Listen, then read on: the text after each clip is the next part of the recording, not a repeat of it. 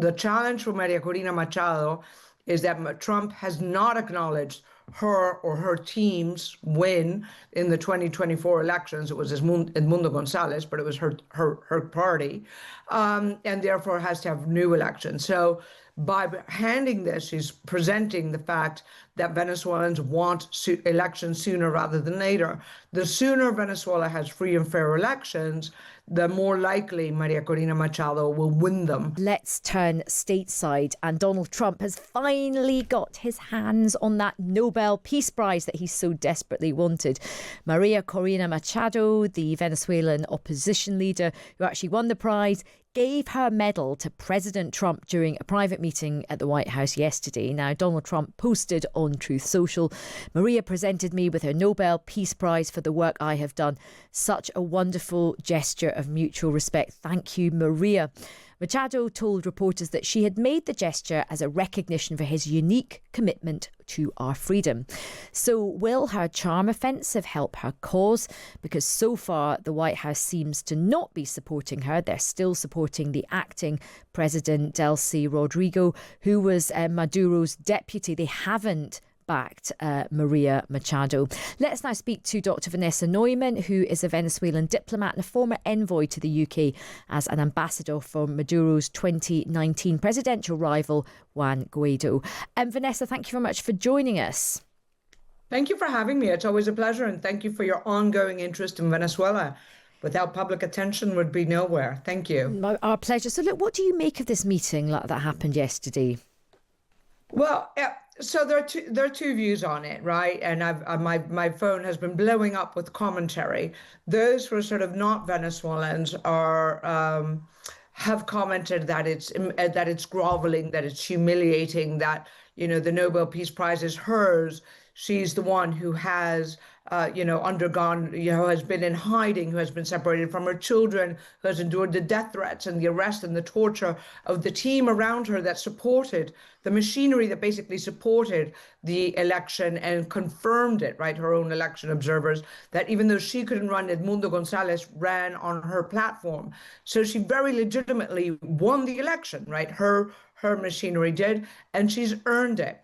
Now it's a very complicated relationship with Norway for the Venezuelans, because it was sort of when she got the Nobel Peace Prize, Venezuelans love her, think that she deserved it, but we were kind of like, because Norway is the country that hosted all of these talks that went on and on and on and on for years with the opposition and the Venezuelan regime that did nothing. It was blah, blah, blah, blah. And the regime kept torturing people under the noses of the Norwegians. So Venezuelans are not huge fans of the Norwegians, who basically feel that they're sort of an elite, Sure. an elite group that sat by. Sure. I'm just conscious that just to go back to this meeting, I mean, there's lots of people, as you said in your introductory remarks there, that there's a lot of people thinking, is she just kind of grovelling to Donald Trump to get him to back her? And it doesn't look like that's happening. What's she thinking?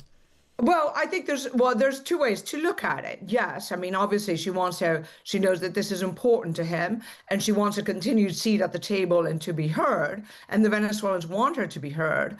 On the other hand, and as she presented, and other Venezuelans have commented on it, it is instead of being, awarded for someone who didn't, by the elite who's just stood by, she is giving it from a grateful people to someone who actually did the first action to even begin to liberate them. So in that way, it's viewed not as a groveling, but as a thank you to the one person who, instead of talking, did something. And but is there a danger that even though she has said thank you from the people, the US is still propping up pretty much the same corrupt regime? That's correct. Exactly. So we do not have a change in regime. We have a change in leadership within that regime. And, we have seen reports that the CIA director Ratcliffe has gone down. I think was there this morning or yesterday, talking to Delcy Rodriguez, saying you need to keep up and make sure that you also empty the adversaries. Now, the challenge for Maria Corina Machado is that Trump has not acknowledged her or her team's win in the 2024 elections. It was Edmundo Gonzalez, but it was her party, and therefore has to have new elections. So by handing this, she's presenting the fact that Venezuelans want elections sooner rather than later. The sooner Venezuela has free and fair elections, the more likely María Corina Machado will win them. Again, win them properly, and indisputably. So that's definitely what she is doing, and reminding Trump of that not to forget about the Venezuelan people, that they need freedom. They need rule of law. The oil companies, by the way, also need rule of law. If you plan to develop Venezuela, you need these companies to be sure that their executives won't be kidnapped or tortured, as Delcy Rodriguez's own father did with the executive for Owens, Illinois. They come from that history of kidnapping American executives, and to be sure that that won't happen, and that you will have and that there won't be expropriations. So it goes hand in hand, and you also need to attract talented Venezuelans, all of whom have left, or many of whom have left, to come back and man their development. And that is María Corina Machado's challenge, is to remind Trump of the importance of rule of law and rights for the Venezuelan people. Vanessa, that was such a helpful conversation. I think that's given us some very useful kind of context and explained why she wanted to do that. Thank you so much for your time. That's Dr Vanessa Neumann, a Venezuelan diplomat and a former envoy to the UK. Matt from Nottingham says, asking for a re-gifted Nobel Prize. The orange toddler always manages to find something more pathetic and self-aggrandizing than you thought possible. And Paul says, Nobel Prize, my cousin gave me her medical degree certificate, so I'm now a doctor. Yes, you are. No, you're not. I mean, I suppose it's good to recycle gifts, isn't it? It is good to do a bit of re-gifting in these times of sustainability.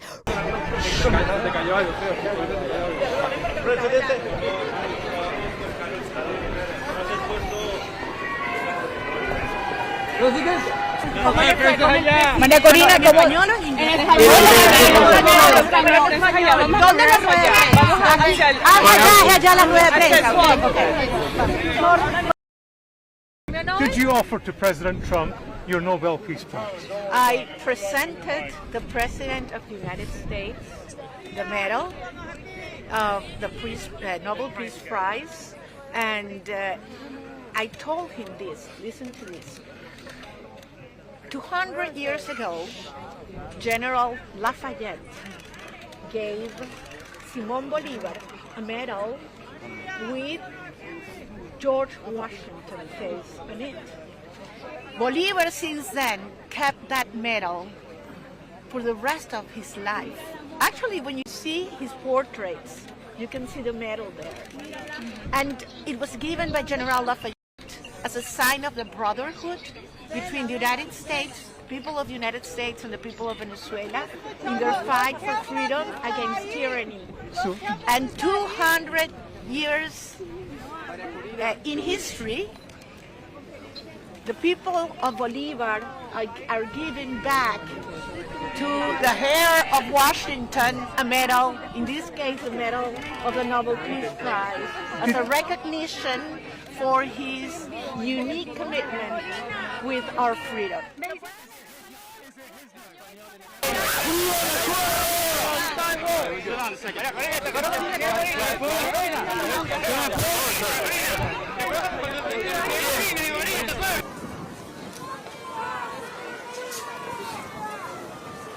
Está yendo, creo.